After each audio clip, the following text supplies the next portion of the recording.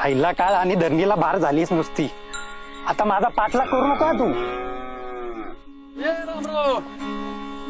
काय कुठं चाललंय? आणि या असल्या दुबळ्या गाईला इतर रस्त्यात सोडून चाललाय सोय? अव ही गाय म्हातारी झाली आता. ना कुठलं दूध देत ना कुठलं उत्पन्न देत. उलट हिच्या आजारपणावरती सगळा मलाच खर्च करावा लागतोय. असं म्हणजे तुझ्या म्हाताऱ्या आईला तू असं रस्त्यातच सोडून आला असशील नाही का? अरे काय रामराव, अरे गाईचं आपल्या आयुष्यातलं महत्व ठाऊक नाही होय? अरे गोमाता काय फक्त दूध देण्यासाठी नसते.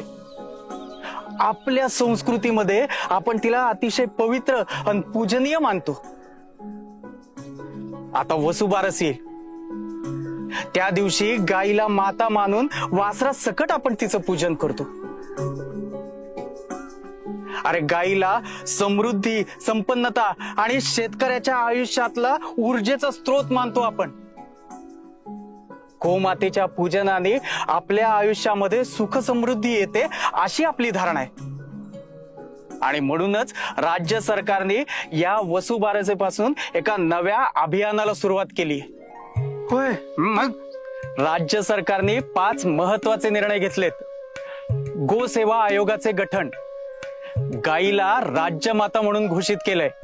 गोवंशासाठी रोज 50 रुपये रोख अनुदान मिळणार आहे. जैन अल्पसंख्याक आर्थिक विकास महामंडळाची स्थापना पण झाली आहे.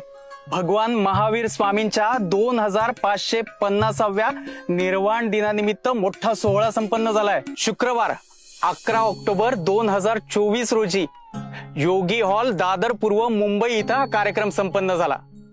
महाराष्ट्रातल्या 12 कोटी जनता आणि 3 कोटी अबोल जीवांच्या वतीनं अभिनंदन अभिवादन सोहळा संपन्न झाला. रामराव, येत्या 28 तारखेला वसुबारस आहे. त्या दिवशी करोडो हिंदू शेतकरी गोमातेचं पूजन करणार आहेत. तू पण कर. आणि नसेल जमणार तर मला सांग, या गोमातेला मी माझ्या घरी घेऊन जाऊन तिचं पूजन करीन. नाही नाही नाही. अहो, इथं सर्व हिंदू समाज या गोमातेचा दर्जा देण्यासाठी एकत्र येत आहे. आणि मी स्वतःच्या स्वार्थासाठी या मातेला रस्त्यावर सोडून चाललो. मला क्षमा करा. येणाऱ्या वसुबारसला मी पण गाईचं पूजन करणार. गोमाता ही आपल्या संस्कृतीची शान, तिच्या रक्षणातच आहे देशाचा मान.